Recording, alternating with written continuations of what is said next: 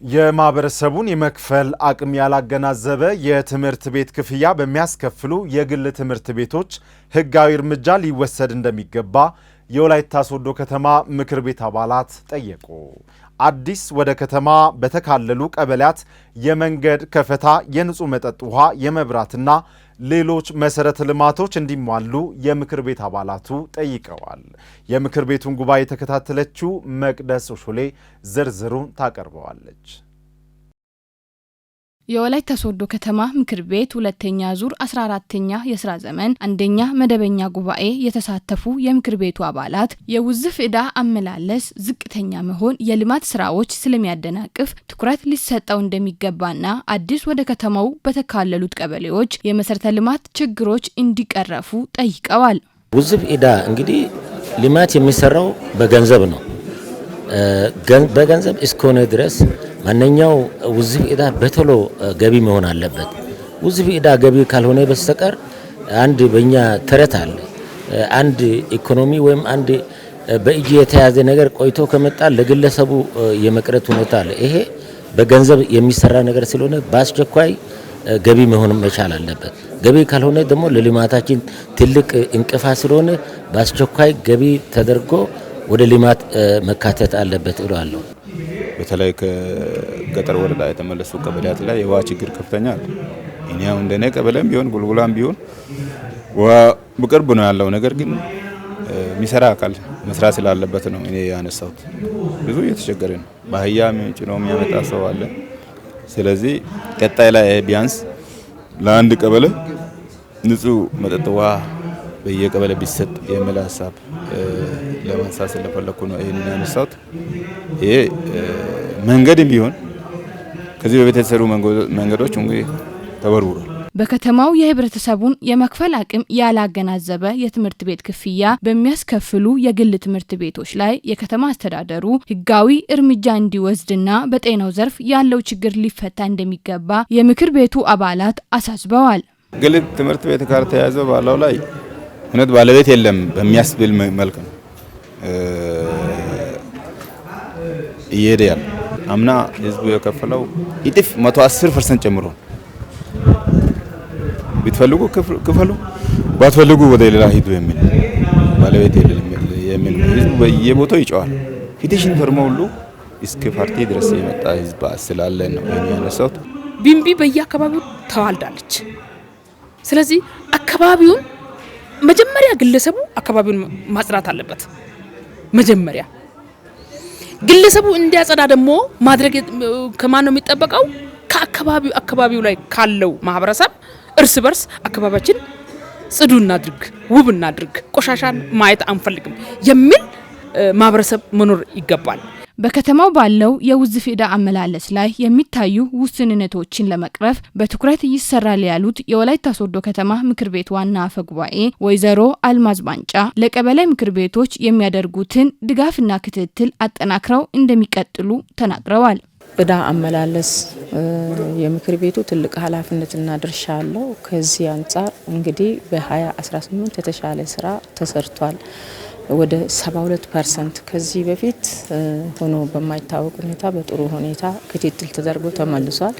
ለዚህም ደግሞ ትልቅ አስተዋጽኦ ለኛ የፈጠረው ከዚህ በፊት ከፍተኛ ፍርድ ቤት በከተማ ደረጃ አልነበረም። አሁን አዲስ ስለተቋቋመ በዞን ደረጃ የነበሩትን በተለይ ከገቢ ጋር ከውዝፍ ዕዳ ጋር ያሉትን ፋይሎችን ወደ ከተማ በመመለስና በአጭር ጊዜ ውሳኔ እንዲያገኝና እንዲከፈል ስላደረገ እየተሻለ አፈጻጸም አለ። ሆኖም ግን አሁንም ከተማው በሰፋ ቁጥር ግኝቱ አሁንም አለና ይሄንን ምክር ቤት እንደ አቅጣጫ ያስቀመጠው በየ3 ወር እንዲገመገም በጣም ብዙ ዕዳ ሰው ሳይገባ በአጭሩ የሚታይበት ሁኔታ ክትትልና ቁጥጥር የሚደረግበት ሁኔታ በተለይ ከፎርጅት ደረሰኝ ጋር ህገወጥ ከሆኑ ንግዶች ጋር ያሉትን በአንክሮ ከተማው እንዲሰራ ገቢው እንዲሰራ ማዘጋጃ ገቢና ንግድ ተቀናጅቶ ከገቢ አሰባሰብ ጋርም እንዲሰራ አቅጣጫ አስቀምጧል። የከተማዋ ከንቲባ ወይዘሮ ኢታገኝ ኃይለማርያም በበኩላቸው የከተማውን ልማት ለማፋጠንና መሰረተ ልማቶችን ወደ ሁሉም አካባቢዎች ተደራሽ ለማድረግ እየተሰራ መሆኑን ገልጸው በትምህርትና በጤና ዘርፍ ያሉትን ክፍተቶች ለማረም እንደሚሰሩ ተናግረዋል። የኮሪደር ስታንዳርዱን ባስጠበቅን መልኩ የተሰሩ ስራዎች የቱሪዝም መዳረሻዎች ተሰርተዋል። አዳዲስ በተካለሉት ቀበሌያትም ወደ ድልድዮችን ሰርተናል። እንደዚሁም የትራንስፎርመር ግዢዎችን ፈጽመናል። ብቻም ሳይሆን የውሃ ዝርጋታ ወደ 3 ቦታዎች ላይ አስመርቀናል በዘንድሮ ዓመት ብቻ። ስለዚህ ቀጣይም አሁን ብዙ ከመካለላቸውና የልማት ጥያቄውም እጅግ በጣም ሰፊ ከመሆኑ ጋር ተያይዞ አዳዲስ የመንገድ ከፈታዎችም እንደዚሁም ደግሞ የድልድይ ጥቆማ የሰጧቸው አሉ። እሱንም በእቅድ ስለያዝን የድልድይ ስራም የትራንስፎርመር ተጨማሪ ግዢም እንደዚሁም ደግሞ የአጠቃላይ አዲስ ፕላን ያልገባባቸው ቦታዎች ላይም የፕላን ጥያቄዎች ገብተዋል። ሎካል ፕላን ለጊዜው አድርገን አጠቃላይ የከተማውን ፕላንም ዘንድሮ ነው እንግዲህ በ2019 ነው የምናሳካው።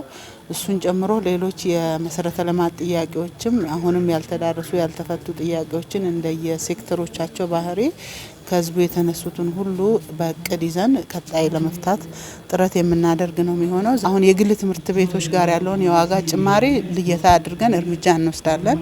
የትኞቹ ትምህርት ቤት ናቸው የሚለውን ምክንያታዊ ያልሆነ ህዝቡ ያልተስማማበት እንደገና ደግሞ አቅሙን ያልተመጣጠነ ጭማሪውን ያው ትምህርት ቤቱን እንደሚዘጋ ማወቅ ነው ያለባቸው። እንደዛ አይነት ትምህርት ቤቶች ከህዝቡ ጋር የሚመጣጠን እስካልሆነ ድረስ እርምጃ የምንወስድ ነው የሚሆነው። ምክር ቤቱ ለከተማ አስተዳደሩ የ2019 በጀት ከ5 ቢሊዮን 516 ሚሊዮን ብር በላይ እንዲሆንና የከተማው የመጀመሪያ ፍርድ ቤት ፕሬዝዳንት ሹመት በማጽደቅ ተጠናቋል። በሴቶችና ህጻናት ላይ የሚደርሱ ጥቃቶችን በዘላቂነት ለመከላከል እንዲቻል ጥቃት የደረሰባቸው ሴቶችና ህጻናት ጉዳይ በፍትህ ተቋማት በትኩረት ሊታይ እንደሚገባ የወላይታ ዞን ሴቶችና ማህበራዊ ጉዳይ መምሪያ ኃላፊ ወይዘሮ ዝናቧ በየነ ገለጹ። በሴቶችና ህጻናት ላይ የሚደርሱ ጥቃቶችን በተቀናጀ መልኩ ለመከላከል የዞኑ ፍትህና የሴቶችና ማህበራዊ ጉዳይ መምሪያዎች በጋራ ያዘጋጁት የምክክር መድረክ በወላይታ ሶዶ ከተማ ተካሂዷል። ለተጨማሪ ዝርዝር ሂሩት የምሩ። በሴቶችና ህጻናት ላይ የሚፈጸሙ ጥቃቶች ከጊዜ ወደ ጊዜ እየተባባሰ መምጣቱን መረጃዎች ይጠቁማሉ። የወላይታ ዞን ፍትህ መምሪያ ከዞኑ ሴቶችና ማህበራዊ ጉዳይ መምሪያ ጋር በመተባበር በሴቶችና ህጻናት ላይ የሚደርሱ ጥቃቶችን በተቀናጀ መልኩ መከላከል የሚያስችል የጋራ መድረክ አካሂደዋል። ሴቶችና ህጻናት ላይ ጥቃት እንዳይደርስባቸውና ከደረሰባቸውም ተገቢ ፍትህ እንዲያገኙ ለማድረግ በቅንጅት መስራት እንደሚገባ የወላይታ ዞን ፍትህ መምሪያ ኃላፊ አቶ ጸጋው ስምዖን ተናግረዋል። ወንጀለኛን አሳልፎ እንዲሰጡ የመስራት ስራ ላይ ትኩረት ተደርጎ መስራት ማይችል ከሆነ አሁንም ቢሆን እኛ በተፈጸመው ወንጀል ላይ ብቻ ሴቷ ላይ ጥቃት ከተፈጸመ በኋላ ህፃናት ላይ ጥቃት ከተፈጸመ በኋላ የማስቀጣት ጉዳዩ አይደለም። የመጀመሪያ ግብ መሆን መቻል አለበት አስቀድሞ መከላከል ነው። እሱ ላይ እየሰራን ያለነው የግንዛቤ ስራ በሁለት እግር የቆመ መሆን መቻል አለበት የሚለው እኔ በደንብ ብያዝ ጥሩ ነው። ሌላው በዚህ ዘርፍ በተለይ ፍትህ አካል ላይ ትልቁ ማነቆ የማስረጃ እጦት ቅድም ተነስቷል። ፍትህ እየጠየቁ እየጮሁ ያሉ እያለቀሱ እያነቡ ያሉ የሚሄዱበትን አጥተው በየአካባቢው ቁጭ ያሉ ሴቶች አሉ። መልስ አላገኘሁም፣ መልሴን ከፈጣሪ ነው ማገኘው ብሎ እያለቀሱ፣ በዚህ በኩል ግን መዝገቡ በእርቅ እንዳለቀም ተደርጎ በማስረጃ እጦት እንደተዘጋ ተደርጎ ግን ፋይል ተዘግቶ ተቆልፎ፣ ስለዚህ ይሄን ቀጣይ እናጠራለን።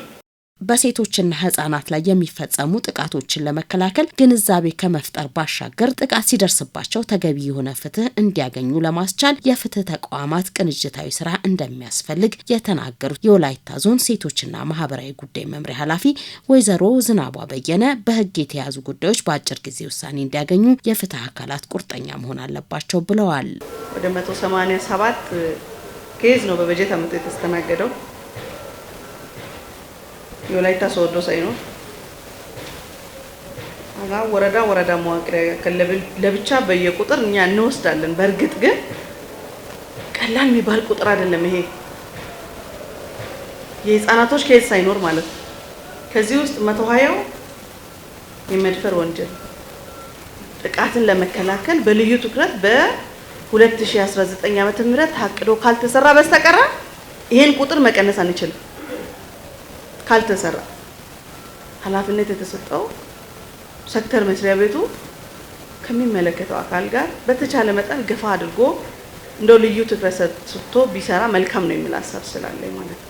ለጥቃቱ የተጋለጡ አካላትና የተጎጂ ቤተሰቦች መረጃዎችን በጊዜ ለህግ አካላት ማሳወቅ ለምርመራና ለፍርድ አጋዥ መሆኑ የተገለጸ ሲሆን በሴቶችና ህጻናት ላይ ከሚፈጸሙ ጥቃቶች ጋር የተያያዙ ጉዳዮች በተገቢው ሳይታዩ የዋስትና መብት መስጠትና በሽማግሌ መጨረስ ሁኔታዎች ሊቆሙ ይገባል ተብሏል። የክስ ጉዳዮች ሄዶ መጨረሻ ውጤት እስከሚያገኙ ድረስ ባለው የፍትህ አካላቱ ብቻ ተሳትፎ በቂ ነው ወይም ደግሞ ተገቢው ውጤት እንዲመጣ የነዚህ አካላት ብቻ ሚና በቂ ነው የሚል እምነት የለኝም። ፖለቲካው የራሱን ድርሻ ሊጫወት ይገባል። የፍትህ አካላት የራሳቸውን ድርሻ ሊወጡ ይገባሉ። እንደ ማህበረሰብ ደግሞ ከተጎጂዋ ጎን የመሆን ባህላችን ሊጎለብት ይገባል የሚል አመኔታም አለኝ።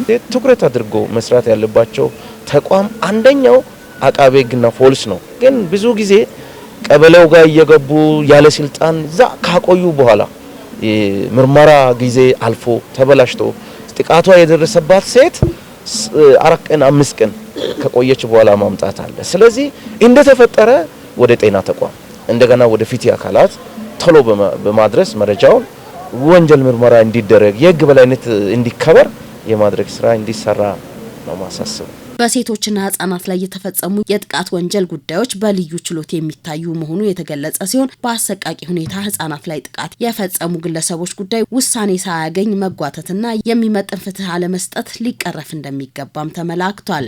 በባለቤትነት ስራውን አድርጎ የሚሰራ ክፍል አለ። ሴቶችና ህጻናት ጉዳይ ተብሎ ተጠንቶ ለመምሪያ ኃላፊ ተደርጎ የሚሰራበት ስራ አለ። ነገር ግን ከዛ ባሻገር እንደ ምርመራ ክፍል፣ እንደ ወንጀል መከላከል ተግባር፣ እንደ ትራፊክ ስራ ዘርፍ የራሳቸው መደበኛ ስራ እንደተጠበቀ ሆኖ ጎን ለጎን ይሄን ስራ አቅዶ ግንዛቤ ከማስጨበጥ አንፃር፣ ከመቆጣጠር አንፃር፣ ምርመራ ከማጣራት አንፃር የሚሰሩ ስራዎች አሉ። ለዚህም አሁን እንደ ምርመራ ብንወስድ ዋን ስቶፕ ሴንተር የሚባል አለ። ኦቶና ላይ ከጤና ባለሙያም ከፍትህ ከአቃቤ ሕግም ከፖሊስም ተደራጅተው ይዘው ምላሽ እየሰጡ የሚሄዱበት ሁኔታ አለና ይሄ ትኩረቱ በተቀናጀ ሁኔታ ይቀጥላል የሚል እምነቱ ነው ያለኝ። ጉዳቱ አንፃር ከሚደርሰው ጥቃት አንፃር አይደለም ውሳኔ የሚሰጠው። ብዙውን ጊዜ እኔ ከዚህ በፊትም ስሰራ እንደነበረ ይግባኝ ጠይቀን ነው ውሳኔዎችን የምናሻሽለው።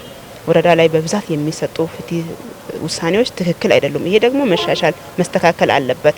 የኔ ነው የኔ ልጅ ናት የሚል ተቋም ነው መፈጠር ያለበት። ፍትህ ተቋም ላይ የሚሰሩ ፖሊስ ላይ አቃቤ ሕግ ላይ የሚሰሩ ነግበኔ ብሎ ነው መስራት ያለባቸው እንጂ በቸልተኝነት የሚሰጡ ውሳኔዎች ትክክል አይደሉም። በሴቶችና ህጻናት ላይ የሚፈጸሙ ጥቃቶችን ለመከላከል የሃይማኖት ተቋማትና እድሮችን ጨምሮ ሁሉም ባለድርሻ አካላት ከፍትህ ጋር መተባበር እንዳለባቸው መልእክት ተላልፏል።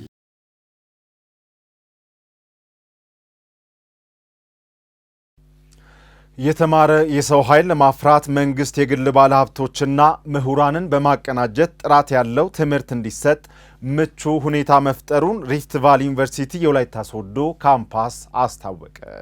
ተማሪዎች በቀሰሙት እውቀት ያስተማራቸውን ማህበረሰብ በታማኝነት ሊያገለግሉ እንደሚገባ የወላይታ ዞን ቴክኒክና ሙያ ትምህርት ስልጠና መምሪያ አሳስቧል። ሪፍት ቫሊ ዩኒቨርሲቲ የወላይታ ሶዶ ካምፓስ ለሰባተኛ ዙር በተለያዩ የሙያ መስኮች ያሰለጠናቸውን 713 ተማሪዎችን አስመርቋል። ለተገኝ ሰይፉ ዘገባ ሰናይት አብርሃም።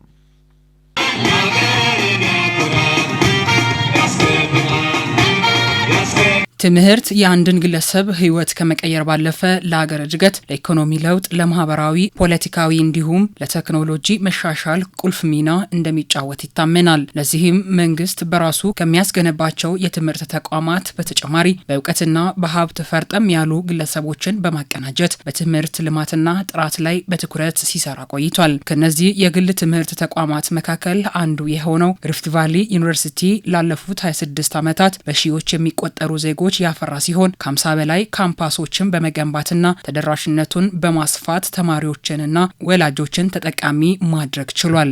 የኔ ብቻ ትጋት ውጤት አይደለም። የመጀመሪያ ፋሚሊዎችን በጣም አመሰግናቸዋለሁ። ከጉድልታቸው እየደገፉኝ ወደዚህ ክብር አደርሶኛል።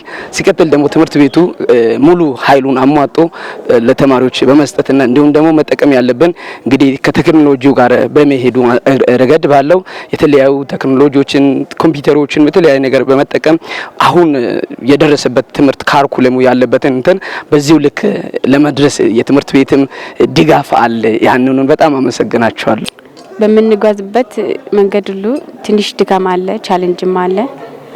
ነገር ግን ጌታን አስቀድመን ከወጣን ጌታ ብርቱ ነው የሚያደርገን እና የወላጆቼ በጣም ከህፃንነቴ ጀምሮ በጣም ለትምህርት ቦታ እንድሰጥና ትምህርት አጥብቄ እንድማር እስከዚች ቀን ድረስ በጣም ይመክሩኛል፣ ይገጹኛልም። በተማርኩት እስከዚህ በመጣሁት ለሀገሬም ለመንግስትም ታማኝ ሆኜ ለማገልገል ደግሞም እኔን እስከዚህ ድረስ ያገለግሉኝ ወላጆቼን መልሼ ለማገልገል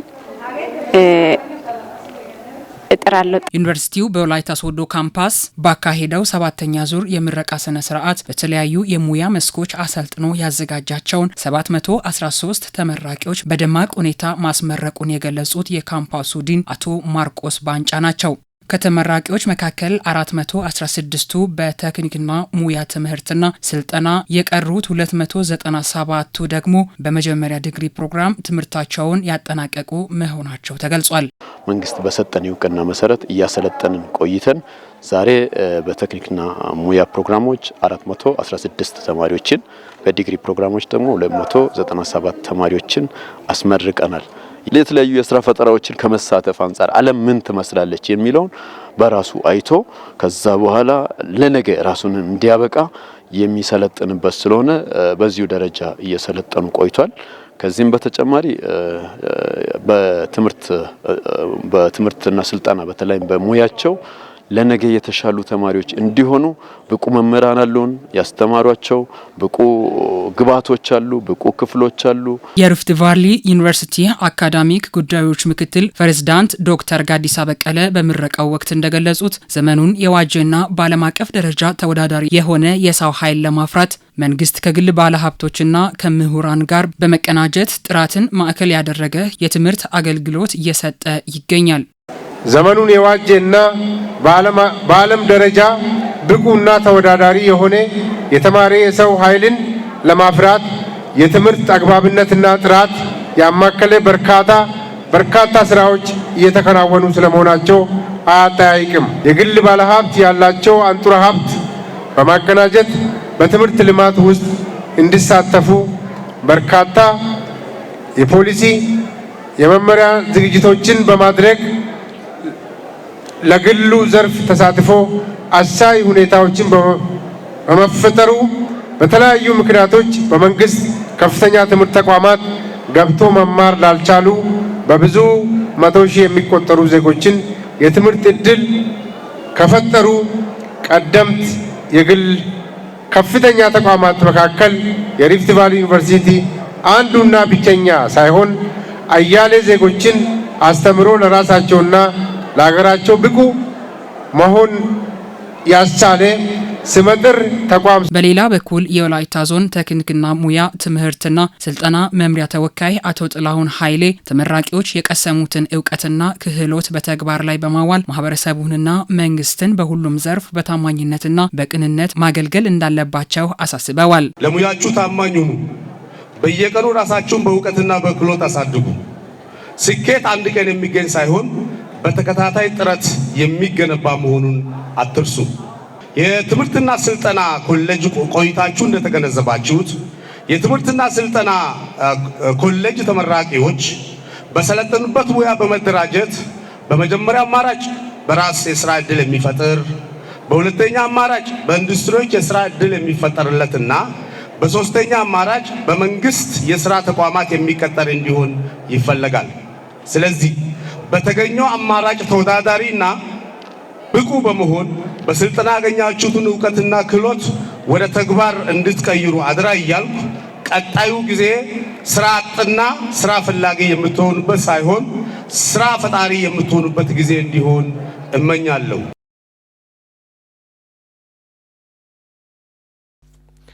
ጤናችንን ለመጠበቅ የተመጣጠነ ምግብ መመገብ፣ የምግብ መጠንን መቆጣጠርና የታሸጉ የፋብሪካ ምርቶችን አዘውትሮ ከመመገብ መራቅ ዋነኞቹ መንገዶች ናቸው።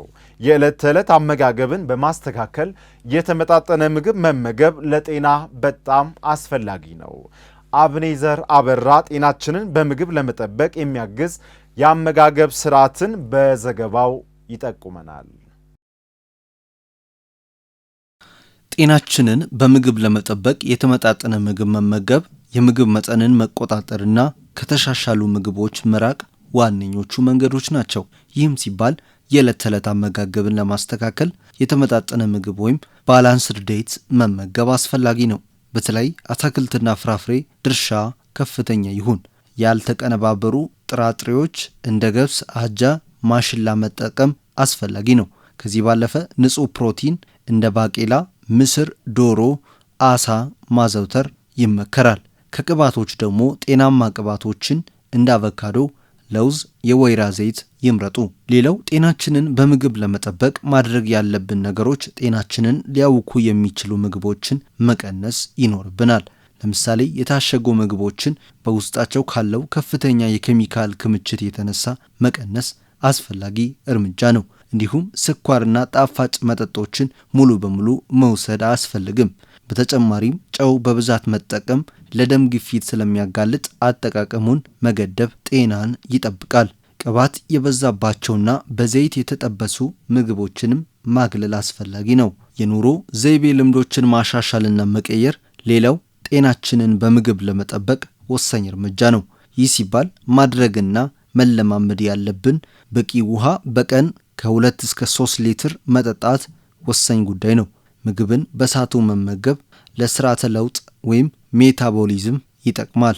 ሌላው እርምጃ ልክን ማወቅ ወይም የምግብ መጠንን መቆጣጠር ከመጠን በላይ ውፍረትን ይከለክላል። በሳምንታዊ ጥቆማችን የምናስተላልፈው አመጋገብን ጤናማ በማድረግ ጤንነታችንን ሙሉ እናድርግ። በሳይንስና ፈጠራ ስራዎች የላቀ ትውልድ ለመፍጠር እየሰራ የሚገኘው ብሪሊያንት ጄኔሬሽን አካዳሚ በፈጠራ ውድድሮችም የተሻለ ውጤት እያመጣ መሆኑ ተጠቆመ። በዚህ ፈጠራ ስራዎች እየተሳተፉ የሚገኙ ተማሪዎች የተለያዩ የቴክኖሎጂ ውጤቶች እየፈጠሩ ያሉ ሲሆን ወደፊት ጥሩ ደረጃ ለመድረስ ማቀዳቸውን ተናግረዋል።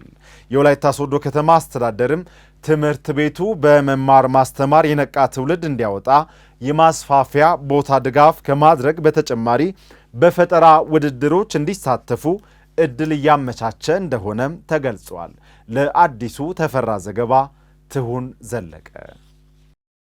ትምህርት ቤቶች ከመደበኛ መማር ማስተማር ስራዎች ጎን ለጎን በሳይንስና ቴክኖሎጂ ዘርፎች ተማሪዎች የነቃ ተሳትፈው አድርገው አመርቂ ውጤት እንዲያመጡ እየሰሩ ነው። በወላይታ ሶዶ ከተማ ዴሪ መንደር የሚገኘው ብሪሊየንት ጄኔሬሽን አካዳሚ ከቅድመ አንደኛ ጀምሮ እስከ 7ኛ ክፍል የሚማሩ ተማሪዎች ለአዳዲስ ፈጠራ ስራዎች ትኩረት እንዲያደርጉ በማድረግ የተሻለ ውጤት እንዲያመጡ እየሰራ ይገኛል። ወላይታ ቴሌቪዥንም በአካዳሚው ተገኝቶ የፈጠራ ስራዎችን ምልከታ ባደረገበት ወቅት ያነጋገራቸው ተማሪዎችም የተለያዩ ቴክኖሎጂዎችን፣ የግብርና ውጤቶችንና የህብረተሰቡን የዕለት ተዕለት ተግዳሮቶችን የሚያቃልል ስራዎችን እያከናወኑ መሆናቸውን ተናግረዋል። ይሄ ፕሮጀክት ለልጆች እና ለልጆችም ለስልኩም ጉዳት እንዳይፈጥር ለልጆች አሁን ልጆች ስልክ ሲሉ ለአይናቸው ጨረር እንዳያስቸግር ወይም አይናቸው ላይ ትራኮማ ምናምን የአይን በሽታ እንዳይፈጥር ይሄን መጀመሪያ የሰራው ይሄ መስታወት ነው። ይሄ ደግሞ ከፍሪጅ ወይም ካርቶን ነው ወይ ከፍሪጅ ከምን ሲመጣ ነው የወሰድኩት። ከዛን አሁን ይሄንን እንዲያርጌ ከላይ የስልኩን ቅርጽ አስቀምጣለሁ። የስልኩን ቅርጽ ካስቀመጥኩ በኋላ ስልኩን ካስቀመጥኩት ከዚህ ወደዚህ የዚህኛው በዚህኛው ያሳያል። የከሰል ማምረቻ ሲሆን አሁን የተጠቀምኩበት ግብአት ሰጋቱራ እና የተለያዩ ወረቀቶች የድንጋይ ከሰል በመጠቀም ይሄን የመሰለ የከሰል ድንጋይ ማምረቻ ሰርቻለሁ። ከሰል ነው እንደምትመለከቱት።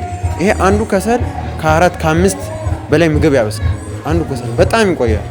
ከረጅም ሰዓት የሚቆይ ሲሆን ይዛችሁ መመልከት ትችላላችሁ። በፈለጋችሁ ሳይዝ መጠን መስራት እንችላለን። እንደምታዩት ቾክና ሻማን በአንድ እንትን ማሽን ነው የሰራሁት። ይሄ የቾክ ሲሆን የሻማ ደግሞ የሆነ ክር አለ። ቾክ ደግሞ ክርም አያስፈልገውም። ቾክን ለመስራት በመጀመሪያ በድስት ወይም በሆነ እቃ ላይ ውሃ እንጨምራለን። ከዛ ጅብሰም እንጨምራለን። ከዛም ካወፈሩን ትንሽ ጅብሰም ከጨመሩን በኋላ ደግሞ አማስለን ካማሰልን በኋላ ደግሞ ጅብሰሙን ከዛም ወደ ቱቦ ፒሲ እንጨምራለን። ቱቦ ፒሲ አጭር ቱቦ ፒሲ አድርገን ለሻማ ቱቦ ፒሲ ጨምረን ከዛም በኋላ ደግሞ በታች በኩል ለሱ መክደኛ አድርገን ከዛን ከጨመሩን በኋላ እስኪደርቅ ድረስ ከጠበቅን በኋላ ሲደርቅ ደግሞ እንትኑ በምላጭ ቆርጠን እናወጣለን። ዘመናዊ የከሰል ማቀጣጠያ የተሰራው በከሰል እና በሰገቱራ እና በጋዝ ነው የተሰራው። እንደምታዩት የሆነ አቀጣጣይ ያሳያቸዋል። እሱ የተሰራው ከከሰል ከሰገቱራ እና ከጋዝ ነው የተሰራው። ተማሪዎች የፈጠራ ስራዎች ላይ ሲሳተፉ አንዳቸው ከአንዳቸው ልምድ በመቅሰም የፈጠራ ስራዎችን ለመስራት እየሞከሩ እንደሚገኙ የጠቆሙ ሲሆን የተሻለ ተስፋ መሰነቃቸውንም ገልጸዋል። ለወደፊት ከዚህ የበለጠ ነገር ለመስራት ፈልጋለሁ። ብዙ እንትኖች ፈጠራዎች፣ ቅርጻ ቅርጾችን ይሄ መድኃኒት መቀመም ምናምን ፈልጋለሁ። ወደፊት ከዚህ ሰፋ ያለ እና ጠንከር ያለ አላማ ይዘን እንድንመጣ ይረዳናል። አሁን በተጨማሪ አሁን በአጭሩ ነው እቺን የሰራነው። ወደፊት ከዚህ ሰፋ ባለ ሁኔታ እንደምናቀርብ ተስፋ እናደርጋለን። አሁን በጎኑ በኩል የተማሩ በአጠገብ ደግሞ በረፍት ሰዓታቸው የተለያዩ ፈጠራ ስራ በመስራትና በክረምት ሰዓት ደግሞ እያጠኑ ቤት ውስጥ በቀላሉ የሚሰሩ ፈጠራ ስራ ከኛ አይቶ መስራት ይችላሉ። ከኛ ጋር አብሮ መጥቶ መስራት ይችላሉ። የብሪሊየንት ጄኔሬሽን አካዳሚ ስራ አስኪያጅ አቶ ደሴ ዳቼ በበኩላቸው ተማሪዎች ከከተማ አልፈው በከፍተኛ ደረጃ በፈጠራ ስራዎች ተወዳድረው አመርቂ ውጤት ማስመዝገባቸውን በመጠቆም ለዘርፉም ከፍተኛ ትኩረት መስጠታቸውን አመላክተዋል። በሳይንስ ፈጠራ በከተማ አንቀፍ በዞንም በክልልም በተጨማሪ አዲስ አበባ ያለው ሳይንስና ቴክኖሎጂ ድረስ ተማሪዎችን በመላክ ማለት ብቁ የሆኑ ተማሪዎች በማውጣት ተቋሙን ወክሎ ሄዶ ተወዳድሮ የመጡበት አለ።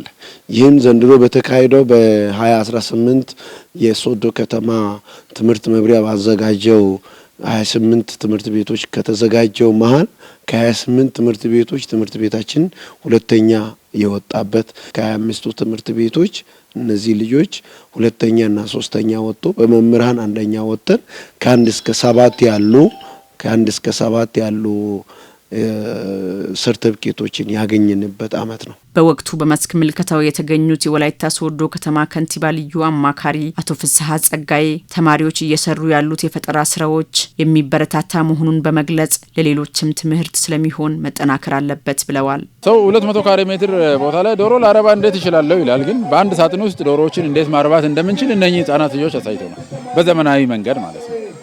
ስለዚህ በርካታ ዶሮዎችን 10 በማትሞላ ካሬ ሜትር ውስጥ 5 በማትሞላ ካሬ ሜትር ውስጥ እነሱ ባሳዩን መንገድ ሰርተን በቤታችን እንቁላል ልናመርት እንችላለን።